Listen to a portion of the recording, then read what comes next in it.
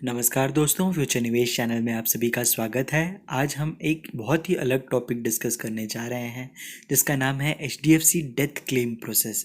अक्सर अगर HDFC life की इंश्योरेंस पॉलिसी किसी ने ले रखी हो और उनकी अगर डेथ हो जाती है तो परिवारजन काफ़ी ज़्यादा परेशान हो जाते हैं। उनको पता नहीं रहता कि क्लेम किस तरह से करना है और ऐसे लगातार हमें भी बहुत सारे कमेंट्स आ रहे थे जहाँ पे उनको डेथ क्लेम के प्रोसेस में कई डाउट्स थे कि कुछ अगर ऐसे स्टेप्स हैं जो कि अगर आप सही से फॉलो कर लें तो आपका जो डेथ क्लेम का अमाउंट है वो जल्दी आ जाता है। मेनली इसका डॉक्यूमेंटेशन से संबंध है। अगर आपके डॉक्यूमेंटेशन पूरे होंगे तो ये जो प्रोसेस है बहुत ही हैसल फ्री होता है। तो आज इस वीडियो के जरिए आपके डेथ क्लेम रिलेटेड जितने भी क्वेश्चंस हैं उस सब के जवाब मैं इसमें देने वाला हूँ। अगर इसके अलावा अगर आपके और भी कोई सवाल हैं तो उसे आप कमेंट सेक्शन में पूछ सकते हैं। तो इसका एक प्रोसेस रहता है, HDFC life death claim process कहते हैं। ये जो क्लेम है कस्टमर ऑनलाइन भी कर सकता है, जो कि मैं आज इस वीडियो में डिस्कस करने जा रहा हूँ। इसके अलावा ये ब्रांच में भी विजिट कर सकते हैं। ब्रांच का भी अगर आपको पता नहीं है कि आपके आसपास कौन सा ब्रांच सबसे पास में है तो भी आप वीडियो को अंत तक देखें, आपको इस बारे में सारी जानकारी मैं देने वाला हूँ। यहाँ पे कौन कौन से डॉक्यूमेंट्स लगेंगे आपको, ये बहुत ज़रूरी है क्योंकि जो डॉक्यूमेंट्स कुछ लोगों के पूरे नहीं हो पाते तो उसमें सबसे ज़्यादा टाइम लगता है। और अगर डॉक्यूमेंट सारे सबमिट हो जाते हैं उसके बाद भी अगर कोई एडिशनल रिक्वायरमेंट आती है तो वो हमें पूछा जाता है। और अगर हमारे सारे डॉक्यूमेंट्स बराबर हैं तो स्क्रूटनी टीम जो है पूरा इसको एनालाइज करती है और एक डिसीजन लेती है कि इस क्लेम को सेटल किया जाए या रिजेक्ट किया जाए, और उसके हिसाब से जो है हमें डेथ क्लेम का पैसा मिल जाता है। दोस्तों, डेथ के कई कारण हो सकते हैं। नेचुरल डेथ हो सकता है, अननेचुरल डेथ हो सकता है, जैसे कि एक्सीडेंटल डेथ, मर्डर या फिर सुसाइड होना, या फिर कोई नेचुरल कैलामिटी के चलते भी कोई डेथ हो सकती है। तो इन सब का जो प्रोसेस रहता है वो पूरा सेम है, बस जो डॉक्यूमेंट्स लगते हैं वो थोड़े अलग हैं।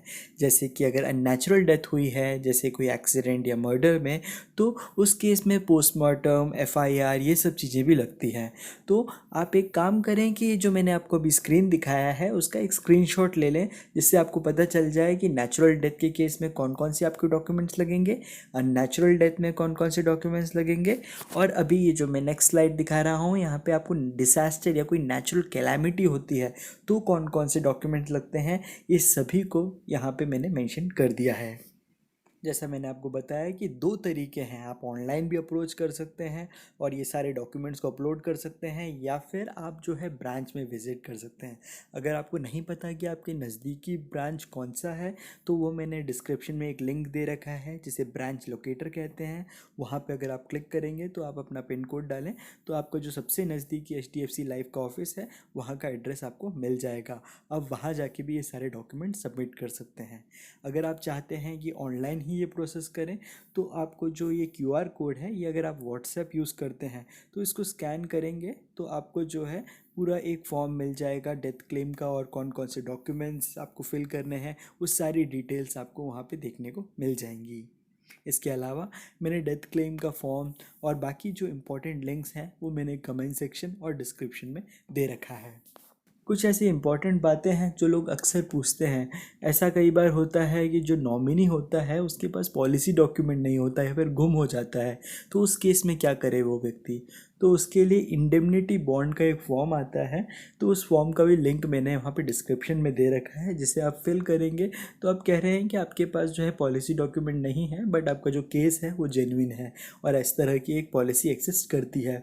वहीं पे बहुत सारे ऐसे लोग हैं जो कि आजकल जब पॉलिसी लेते हैं तो इलेक्ट्रॉनिकली पॉलिसी इशू होता है, तो उनके पास हार्ड कॉपी तो रहता नहीं है पॉलिसी डॉक्यूमेंट का, तो उनको वो सबमिट करने की ज़रूरत भी नहीं है। जैसा कि मैंने आपसे कहा कि सारे जो इम्पोर्टेंट लिंक्स हैं ये मैंने डिस्क्रिप्शन में और साथ ही साथ फर्स्ट कमेंट में दे रखे हैं, उसे आप रीड करेंगे तो आपको पता चल जाएगा कि क्या क्या चीज़ें आपको डाउनलोड करनी है और कौन सा आपका सबसे नज़दीकी ब्रांच है। इसी के साथ दोस्तों मैं आप लोग सबसे विदा लेता हूँ। जय हिंद, जय भारत।